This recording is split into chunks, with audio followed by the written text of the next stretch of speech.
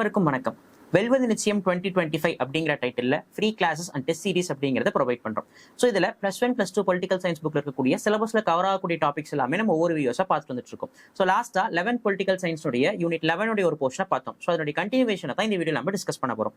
So சுதந்திரமான மற்றும் நேர்மையான தேர்தல்கள்.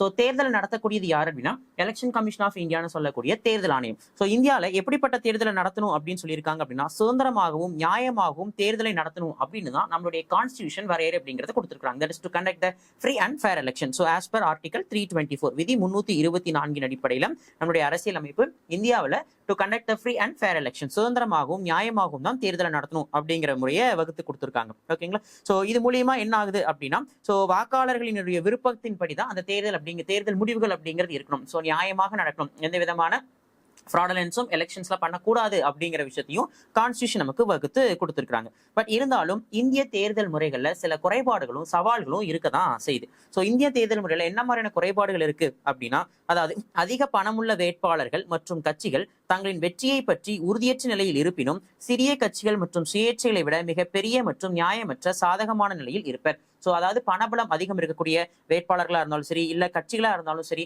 சின்ன கட்சிகளையும் இல்ல சுயேட்சை வேட்பாளர்களை பார்த்தீங்க அவங்களை விடவும் பார்த்தீங்க அப்படின்னா நியாயமற்ற முறையில நடந்துப்பாங்க. அதாவது அந்த சிறிய கட்சி அல்லது சுயேட்சை வேட்பாளர்களை விலைக்கு வாங்குவது போன்ற நிறைய இல்லீகலான விஷயங்கள் அப்படிங்கிறது நடந்துட்டு தான் இருக்கு. அப்ப பணபலம் அப்படிங்கிறது தேர்தலில் ஒரு மிகப்பெரிய தாக்கத்தை ஏற்படுத்துது அப்படிங்கிறது நம்ம இந்தியன் எலெக்ஷன் கமிஷன்ல இருக்கக்கூடிய எலெக்ஷன் ப்ராசஸ்ல இருக்கக்கூடிய ஒரு மிகப்பெரிய ஒரு டிராபேக்காவே பார்க்கப்படுது.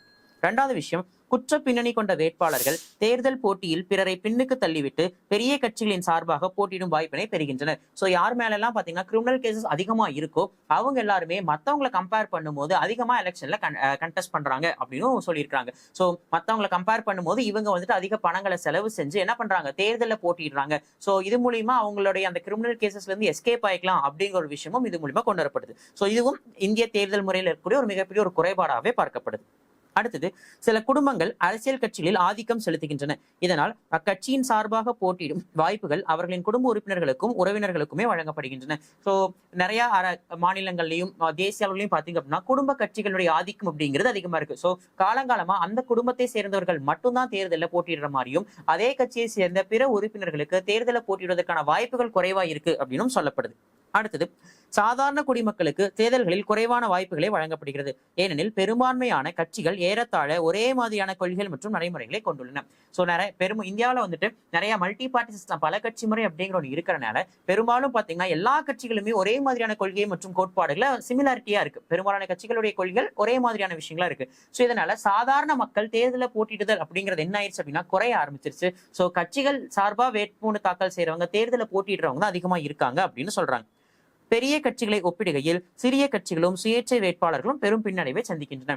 எலெக்ஷன்ஸ்லயும் பாத்தீங்க அப்படின்னா அரசியல் கட்சியை சேர்ந்தவர்கள் தான் வந்துட்டு அதிக முன்னிலை பெறாங்க அப்படின்னும் சுயேட்சை வேட்பாளர்கள் ரேரா தான் ஜெயிக்கிறாங்கன்னு அவங்க அதிகமாக பின்னடைவை தான் சந்திக்கிறாங்க. அப்படி அவங்க சக்சஸ் ஆகிறது இல்லை அப்படின்னு சொல்றாங்க. ஸோ என்னதான் இந்தியாவில் சுதந்திரமாகவும் நியாயமாகவும் தேர்தலை நடத்தணும்னு கான்ஸ்டியூஷன் சொல்லி இருந்தாலும் ஓகேங்களா. ஸோ வாக்காளர் பட்டியல் படி அனைவரும் வாக்காளர் பட்டியல சேர்றதுக்கு உரிமை இருக்கு அப்படின்னு சொல்லியிருந்தாலும் யாரு வேணாலும் தேர்தலை கண்டெஸ்ட் பண்ணலாம் அப்படிங்கிற ஒரு உரிமை இருந்திருந்தாலும் இந்திய தேர்தல் முறையில பாத்தீங்க அப்படின்னா இந்த பணபலத்தினாலேயோ இல்ல குற்றப்பின்னணி கொண்டவங்கனாலேயோ குடும்ப கட்சிகளுடைய ஆதிக்க முறைகள்னாலேயோ என்ன ஆகுது அப்படின்னா சுயேட்சையாக போட்டியிடக்கூடியவங்க சிறிய கட்சியை சார்ந்தவங்களுக்கு பாத்தீங்க அப்படின்னா பின்னடைவு அப்படிங்கிறது ஏற்படுது. இது எல்லாமே இந்திய தேர்தல் முறையில் இருக்கக்கூடிய சில சவால்களாகவும் குறைபாடுகளாகவும் நம்ம பார்க்கிறோம். பட் ஆனா இந்தியாவில இது வரைக்கும் பாத்தீங்க அப்படின்னா 18 லோக்சபா 18 மக்களவை தேர்தல்கள் அப்படிங்கிறது நடந்தது. ஸோ சமீபத்துல நடந்தது பாத்தீங்க அப்படின்னா 18th லோக்சபா 18வது மக்களவைக்கான தேர்தல் அப்படிங்கிறதா சமீபத்துல நடந்தது. ஸோ பட் ஆனா ஃபர்ஸ்ட் ஜெனரல் எலெக்ஷன் முதல் நடந்த பொது தேர்தல் அப்படிங்கிறது ரொம்ப ஒரு சவாலான எலெக்ஷன் சொல்லலாம். ஏன்னா இப்ப இருக்கிற மாதிரியான மாஸ் மீடியா கம்யூனிகேஷன்ஸ் எதுவும் இல்லை. ஸோ டெக்னாலஜி டெவலப்மெண்ட்ஸ் இல்லை, லிட்ரஸி ரேட் அந்த அளவுக்கு இல்லை. பட் இருந்தாலும் இந்த முதல் பொது தேர்தல் அப்படிங்கிறது ரொம்பவே சக்சஸ்ஃபுல்லா நடத்தப்பட்டது. இந்த ஃபர்ஸ்ட் ஜெனரல் எலெக்ஷன் 1951 to 52 காலகட்டங்களில் நடந்தது. அதாவது nearly it took for 4 months 4 மாதங்களுக்கு இந்த தேர்தல் அப்படிங்கிறது நடந்துச்சு. ஸோ அக்டோபர் 25 1951 ஸ்டார்ட் ஆகி பிப்ரவரி 21 1952 வரைக்கும் பார்த்தீங்க அப்படின்னா 4 மாதங்களுக்கு இந்த முதல் பொது தேர்தல் அப்படிங்கிறது நடந்தது. ஸோ இந்த முதல் பொது தேர்தலில் மொத்தம் இருக்கக்கூடிய 489 மக்களவை இடங்கள்ல 364 364 இடங்கள் காங்கிரஸ் கட்சியால் ஜெயிக்கப்பட்டது. ஸோ மொத்தம் இருக்கக்கூடிய 489 சீட்ஸ்ல 364 364 இடங்கள் அப்படிங்கிறது காங்கிரஸ் கட்சி ஜெயிச்ச இடங்களா இருந்தது. இது மொத்தம் பதிவான ஓட்ஸ்ல 45% ஆஃப் ஓட் அப்படிங்கிறது யாருக்கு போயிருந்தது அப்படின்னா காங்கிரஸ் கட்சிக்கு போயிருந்தது. ஸோ காங்கிரஸ்க்கு அடுத்தது ரெண்டாவது மிகப்பெரிய கட்சியா 16 இடங்கள்ல ஜெயிச்சது யாரு அப்படின்னா கம்யூனிஸ்ட் கட்சி, இந்திய கம்யூனிஸ்ட் பார்ட்டி ஆஃப் இந்தியான்னு சொல்லக்கூடிய இந்திய கம்யூனிஸ்ட் கட்சி. ஸோ 1925ல ஸோ பாம்பேல நடந்த கான்ஃபரன்ஸ்ல எம்என் ராய் போன்ற எல்லாரும் சேர்ந்து உருவாக்கின ஒரு பார்ட்டி நம்ம பார்த்திருப்போம். ஸோ அப்படி 16 இடங்கள்ல ஜெயிச்சு இந்திய கம்யூனிஸ்ட் கட்சி ரெண்டாவது லார்ஜஸ்ட் பார்ட்டியா வந்தாங்க. ஓகேங்களா. ஸோ ஃபர்ஸ்ட் பிரைம் மினிஸ்டரா காங்கிரஸ் கட்சியை சேர்ந்த ஜவஹர்லால் நேரு பதவி ஏற்றிருந்தார். ஸோ இந்த முதல் தேர்தலில் 67.6% 67.6% வாக்குகள் அப்படிங்கிறது பதிவாயிருந்தது. ஓகேங்களா. மொத்தம் 54 பொலிட்டிக்கல் பார்ட்டிஸ் 54 கட்சிகள் பார்த்தீங்க அப்படின்னா இந்த தேர்தலில் போட்டிட்டு இருந்தாங்க. ஓகேங்களா. ஸோ கிட்டத்தட்ட 4 மாதங்கள் வரைக்கும் நடந்த அந்த முதல் தேர்தலையே நியர்லி 67.6% ஆஃப் ஓட் அப்படிங்கிறது பதிவாயிருந்தது அப்படிங்கிறது ஒன் ஆஃப் த அச்சீவ்மெண்டா தான் பார்க்கப்படுது. ஓகேங்களா. ஸோ இத்தகைய சவால்கள் நிறைந்த ஒரு தேர்தலை தான் வந்துட்டு ஒவ்வொரு முறையும் எலெக்ஷன் கமிஷன் ஆஃப் இந்தியா என்ன பண்றாங்க அப்படின்னா கண்டக்ட் பண்ணிட்டு இருக்காங்க. ஓகேங்களா. ரைட். ஸோ என்னதான் எலெக்ஷன் கமிஷன் இத்தனை எலெக்ஷன்ஸ் கண்டக்ட் பண்ணி நிறைய ரிஃபார்ம்ஸ் அப்படிங்கிறத பண்ணியிருந்தாலும் ஓகேங்களா, ஸோ நிறைய ஆழமான பிரச்சனைகள் அப்படிங்கிறது மக்களாட்சி மீது நம்பிக்கை உள்ள கவனம் செலுத்துற மாதிரி தான் இருக்கு. ஸோ ஒவ்வொரு எலெக்ஷன் மூலியமாகவும் என்ன பண்ணுவாங்க அப்படின்னா டெமோக்ரஸி மீது நம்பிக்கை வச்சிருக்கக்கூடியவங்க தேர்தல் தொடர்பான சீர்திருத்தங்கள் ஓகேங்களா, ஸோ இதுல இன்னும் என்னென்ன மாதிரியான சேஞ்சஸ் பண்ணலாம் இது எல்லா விஷயங்களை பத்தியும் டிஸ்கஸ் பண்ணக்கூடியவங்களாக தான் இருந்திருப்பாங்க. அப்படி ரொம்ப முக்கியமான விஷயமா மக்களாட்சியின் மீது நம்பிக்கை கொண்டிருப்பவர்கள் செய்யக்கூடிய ஒரு விஷயம் என்ன அப்படின்னா தகவல் அறியும் உரிமை அப்படின்னு சொல்லக்கூடிய விஷயம். அதாவது தேர்தலில் போட்டியிடக்கூடிய வேட்பாளர்கள் பத்தின தகவல்களை தெரிஞ்சுக்கிறதுக்கான உரிமை அப்படிங்கிறது ரொம்ப முக்கியத்துவம் வாய்ந்த ஒன்னா இருக்கு. அதுவும் இந்தியா மாதிரியான லார்ஜஸ்ட் டெமோக்ராட்டிக் கண்ட்ரீஸ்ல வேட்பாளர்களுடைய தகவல்களை தெரிஞ்சுட்டு அதுக்கேற்ற மாதிரி தேர்தலில் வாக்களிக்கிறது அப்படிங்கிறது ஒரு மிகப்பெரிய ஒரு இம்பாக்ட் தாக்கத்தை ஏற்படுத்தும் அப்படின்னு சொல்றாங்க. ஸோ அது மட்டும் இல்லாம நம்மளுடைய கான்ஸ்டியூஷனுடைய ஆர்டிகல் 19 சப்கிளாஸ் 1A அப்படிங்கிறது கூட பாத்தீங்க அப்படின்னா freedom of speech and expression, பேச்சு மற்றும் கருத்து சுதந்திரத்தை பத்தி பேசுது.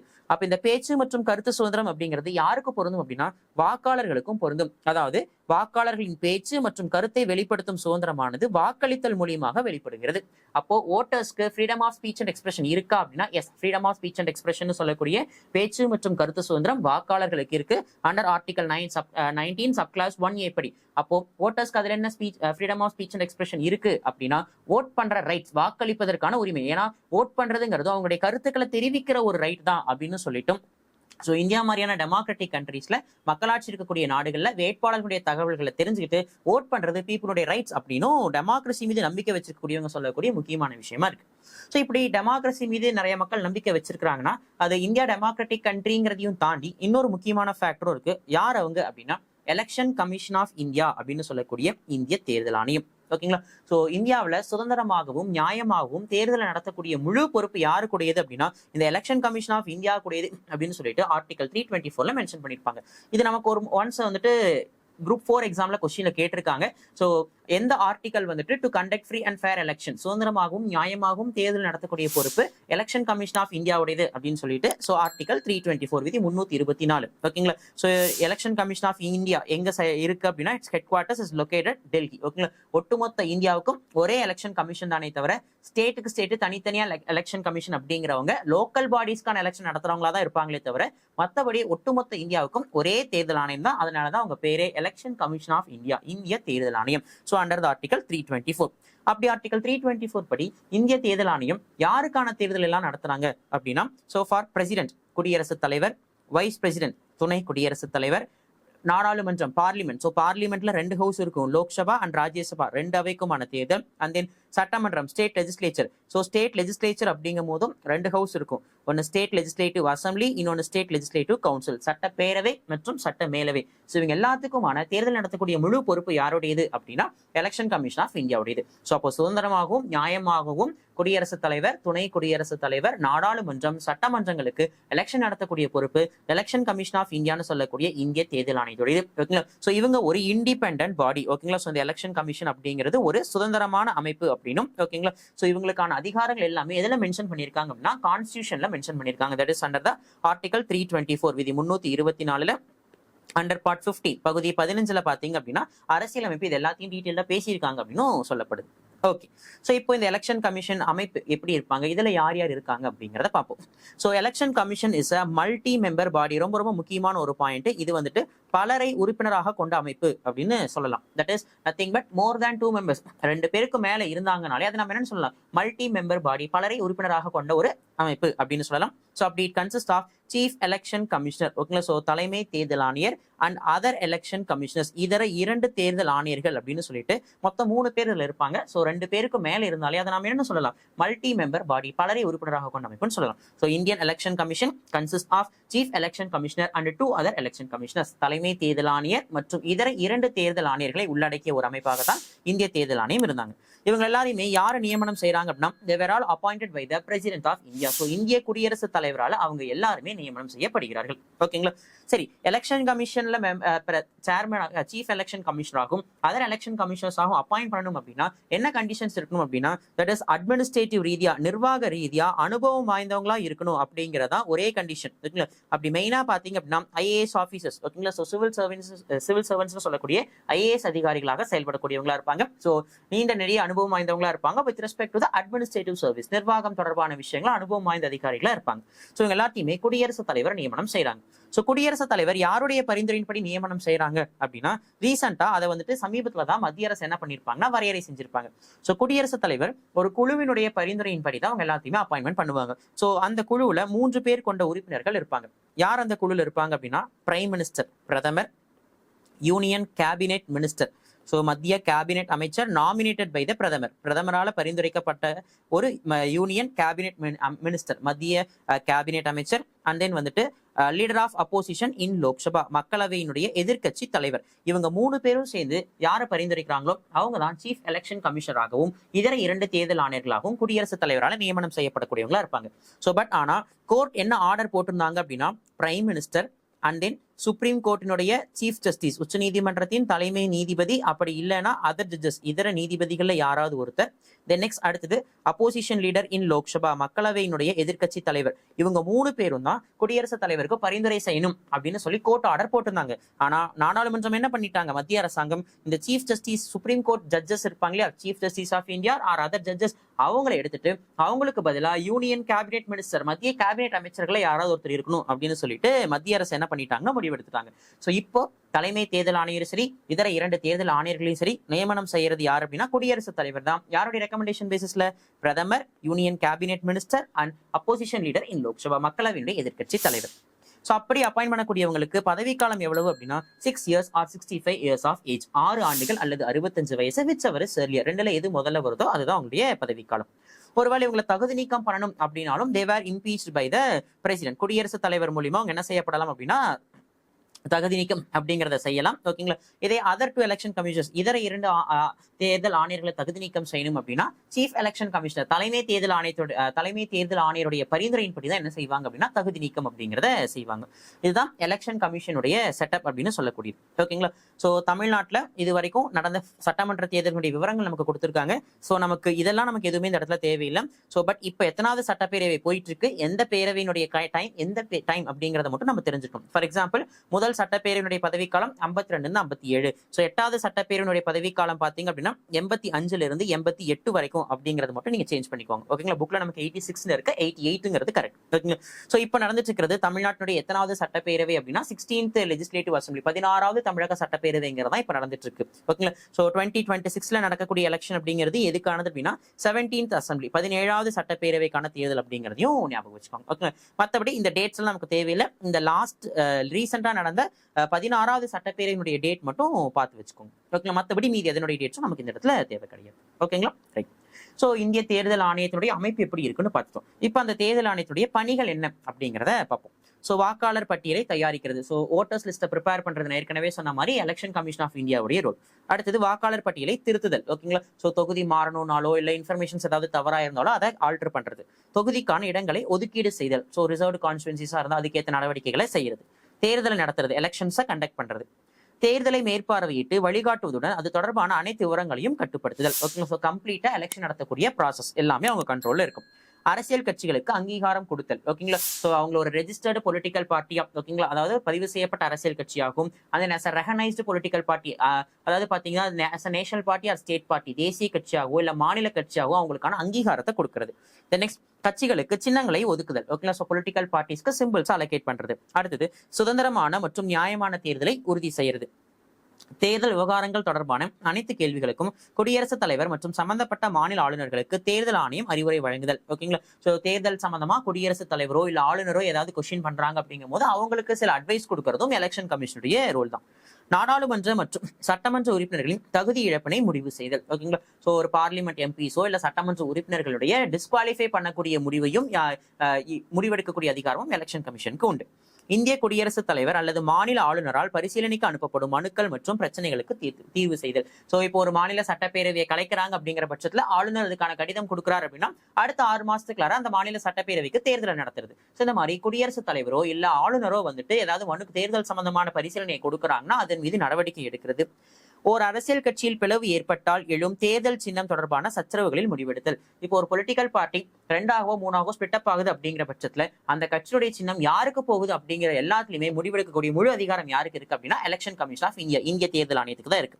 அண்ட் தென் தேர்தலில் போட்டியிடும் வேட்பாளர்களின் தேர்தல் செலவினங்களின் உச்சவரம்பை இறுதி செய்யும் அதிகாரம். ஸோ ஒவ்வொரு எலெக்ஷன்லையும் போட்டியிடக்கூடிய கேண்டிடேட்ஸ் அவங்க இவ்வளவுதான் மேக்சிமம் செலவு பண்ணணும் அப்படிங்கிற அந்த உச்சவரம்பை வந்துட்டு பிக்ஸ் பண்றதும் யாருதான் அப்படின்னா எலெக்ஷன் கமிஷன் தான். தேர்தலில் போட்டியிடும் வேட்பாளர்களின் சொத்துக்கள் தொடர்பான ஆவணங்களை கேட்டு பெறும் பணி. ஏன்னா வேட்பாளரா ரிஜிஸ்டர் பண்றாங்க அப்படிங்கும் போது வேட்புமனு தாக்கல் செய்யும் போதே அவங்களுடைய சொத்து விவரங்களை தாக்கல் பண்ணணும். அவங்களுடைய ஃபேமிலியுடைய அசெட்ஸ் டீடைல்ஸ் இல்லைங்களா? சோ அதை எல்லாத்தையுமே கேட்டு வாங்குற பொறுப்பும் யாருடையது அப்படின்னா எலெக்ஷன் கமிஷனுடைய தான். இதை விட ரொம்ப முக்கியமான ஒண்ணு என்ன அப்படின்னா தேர்தல் செலவின கணக்கினை ஒரு வேட்பாளர் தேர்தல் ஆணையத்திடம் சமர்ப்பிக்கவில்லை எனில் அவரை தகுதி இழப்பு செய்யும் அதிகாரமும் கடமையும். சோ தேர்தல் முடிஞ்சதுக்கு பிறகு அவர் வெற்றி பெற்ற பிறகு ஓகேங்களா, சோ அந்த தேர்தலுக்கான செலவுக்கான கணக்கு வழக்குகள் எல்லாத்தையுமே வித்தின் 30 days, அடுத்த 30 நாட்களுக்குள்ளார கண்டிப்பா எலெக்ஷன் கமிஷன்ல சப்மிட் பண்ணிருக்கணும். That is maximum 1 monthக்குள்ளார. அப்படி ஒருவேளை சப்மிட் பண்ணல அப்படின்னா அவர் டிஸ்குவாலிஃபை பண்றதுக்கான அதிகாரமும் யாருக்கு இருக்கு அப்படின்னா எலெக்ஷன் கமிஷனுக்கு உண்டு. ஓகே. அண்ட் தென் தேர்தல் முடிந்த பின்னர் முறைப்படி அவை அமைக்கப்பட்டதற்கான அறிவிப்பினை வெளியிடுதல். ஓகே. இதெல்லாம் தான் பாத்தீங்க அப்படின்னா எலெக்ஷன் கமிஷன் ஆஃப் இந்தியா, இந்திய தேர்தல் ஆணையத்தினுடைய முக்கியமான பணிகள் அப்படின்னு சொல்லலாம்.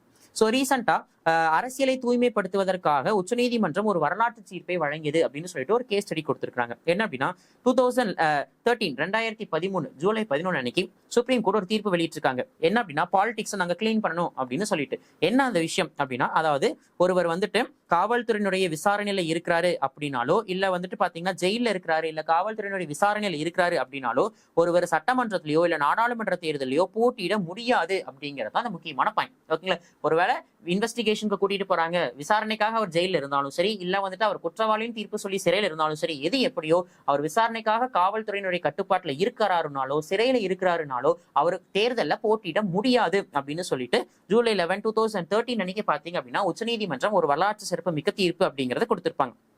அதுக்கு ஒரு நாள் முன்னாடி தான், அதாவது ஜூலை 10, 2013 தான் அதே அமர்வு வழங்கிய தீர்ப்பில் தங்களின் மீது குற்றப்பத்திரிகை தாக்கல் செய்யப்பட்டிருப்பின் நாடாளுமன்ற சட்டப்பேரவை அல்லது சட்டமேலவை உறுப்பினர்கள் குற்றங்களுக்கான தண்டனை பற்றிய தீர்ப்பு வழங்கப்பட்டவுடன் அப்பொது பதவிகளை வகிப்பதிலிருந்து தகுதி நீக்கம் செய்யப்படுவர். அதே இன்னொரு விஷயம் என்ன சொல்றாங்கன்னா, ஒருவேளை அவங்க மேல குற்றப்பத்திரிகை தாக்கல் பண்ணியிருக்காங்க, அவங்க மேல குற்றம் உறுதியாயிருச்சு அப்படின்னா அவங்க பதவியில் இருந்தாங்கன்னா உடனே என்ன பண்ணி ஆகணும், தங்களுடைய பதவியை ராஜினாமா பண்ணி ஆகணும். இல்லைன்னா அது ஆட்டோமேட்டிக்கா வேக்கண்ட் ஆயிடும் அப்படிங்கிற விஷயத்த சொல்றாங்க. ஓகேங்களா? சோ மக்கள் பிரதிநிதித்துவ சட்டத்தினுடைய பிரிவு 8 சப் கிளாஸ் 4 தான் பாத்தீங்க அப்படின்னா இது என்ன பண்றாங்க அப்படின்னா நிராகரிச்சு. ஓகேங்களா? மேக்சிமம் பாத்தீங்க அப்படின்னா நாடாளுமன்றம் மற்றும் சட்டமன்ற உறுப்பினர்கள் தம் மீது குற்றம் நிரூபிக்கப்பட்டு தண்டனைக்கான தீர்ப்பு வழங்கப்பட்டால் உயர்நீதிமன்றத்தில் மேல்முறையீடு செய்வதற்கு 3 மாத கால அவகாசம் வழங்கக்கூடிய விஷயத்த ரத்து பண்றாங்க. அதாவது தீர்ப்பு உறுதி செய்யப்பட்டு மேல்முறையீட்டுக்கு அதிகபட்சம் 3 மாசம் டைம் கொடுத்துட்டு இருந்தாங்க.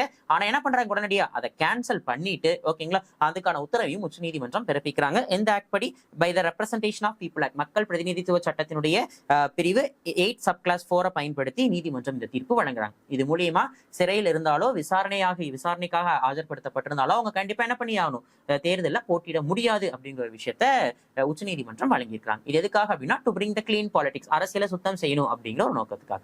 ஓகேங்களா? ரைட். ஸோ அப்போ இந்த வீடியோல எலெக்ஷன் கமிஷன் ஆஃப் இந்தியா அவங்களுடைய பணிகள் என்னென்ன, சுதந்திரமாகவும் நியாயமாகவும் தேர்தல் நடத்துறது என்ன அப்படிங்கிற கான்செப்ட் பத்தி டிஸ்கஸ் பண்ணியிருக்கோம். ஸோ இதுக்கு அடுத்தது எலெக்ஷன் நடத்தக்கூடிய ஆஃபீஸர்ஸ்லாம் யார் யாரு, ஓகேங்களா, ஸோ தேர்தல் தொடர்பான சீர்திருத்தங்கள்லாம் என்னென்னலாம் எலெக்ஷன் கமிஷன் இது வரைக்கும் பண்ணியிருக்காங்க அப்படிங்கிற கான்செப்ட் அடுத்த வீடியோவில் நம்ம டிஸ்கஸ் பண்ணுவோம். Thank you all.